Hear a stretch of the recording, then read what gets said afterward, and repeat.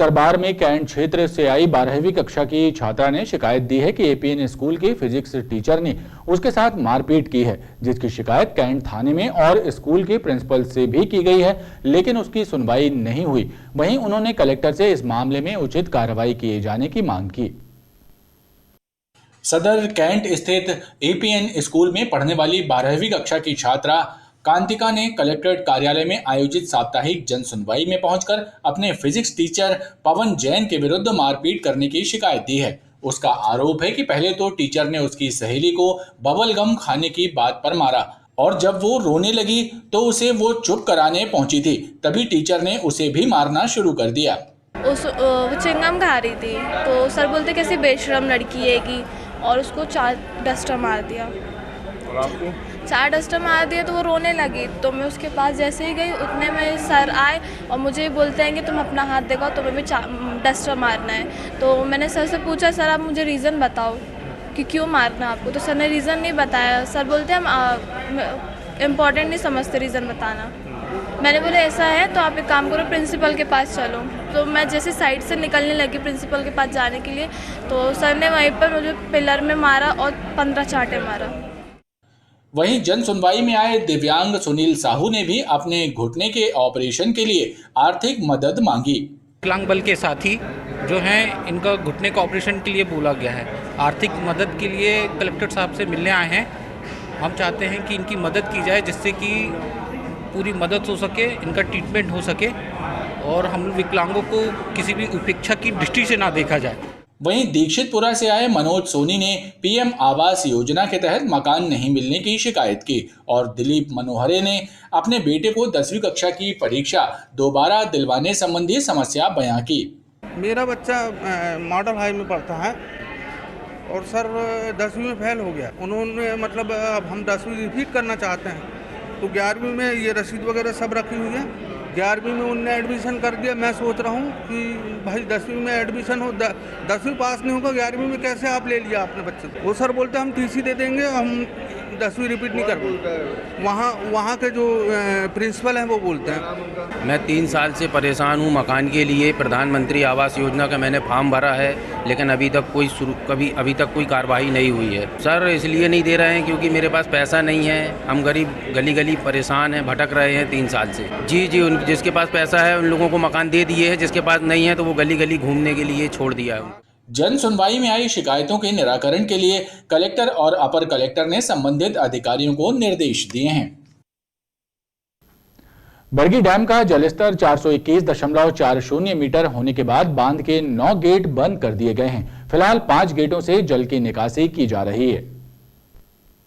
Collectorate कार्यालय स्थित बाढ़ आपदा नियंत्रण कक्ष से मिली जानकारी के अनुसार डैम के 5 द्वारों से 564 क्यूमेक पानी छोड़ा जा रहा है। वहीं 5 गेट आधा मीटर की ऊंचाई तक खोले गए हैं। बताया जा रहा है कि बांध के जलभराव क्षेत्र में 3855 क्यूमेक पानी आ रहा है। वहीं आवश्यकता पड़ने पर और गेट खोले जा सकते हैं।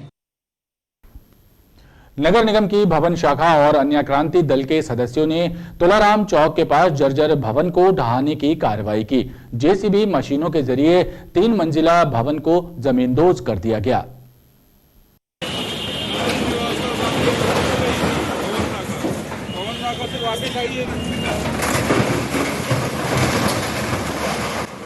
तुलाराम चौक के पास बारिश की वजह से क्षतिग्रस्त हुए 3 मंजिला मकान के बचे हुए हिस्से को नगर निगम ने जमींदोज कर दिया ताकि कोई जनहानि ना हो। जर्जर भवन कार्रवाई के तहत विश्वकर्मा भवन को जेसीबी मशीनों के जरिए गिराया गया। एक दिन पहले भारी बारिश के कारण मकान की एक दीवार पहले ही गिर चुकी थी।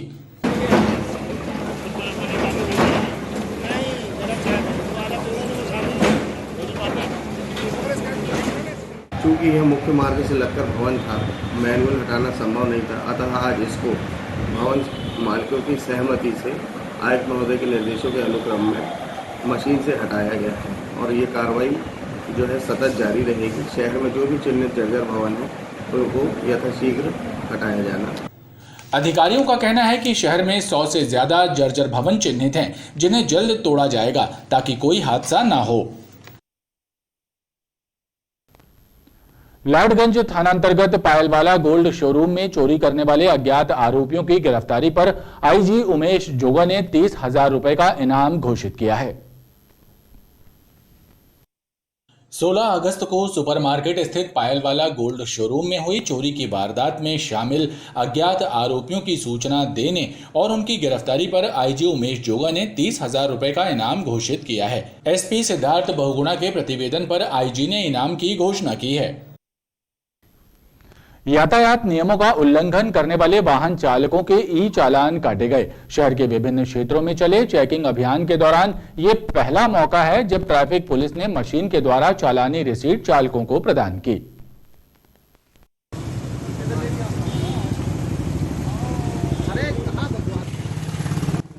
ट्रैफिक पुलिस द्वारा शहर के विभिन्न चौराहों पर चलाई गई मुहिम के तहत यातायात नियमों का उल्लंघन करने वाले चालकों पर चालानी कार्रवाई की गई। खास बात ये रही कि चालकों के मशीन द्वारा ई चालान काटे गए और उन्हें मशीन से निकली रसीद दी गई।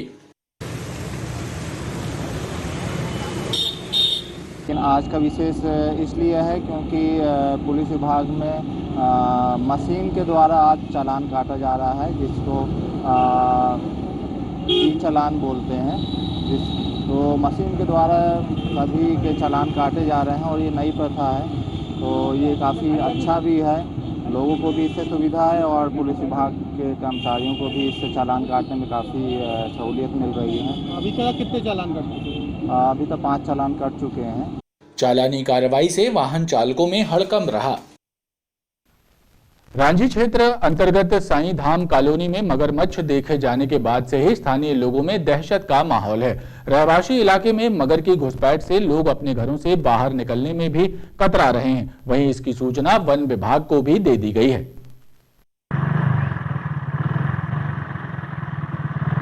रांची के लाजपत राय वार्ड में साईं धाम कॉलोनी में मगरमच्छ की आमद से क्षेत्रीय जन दहशत में हैं।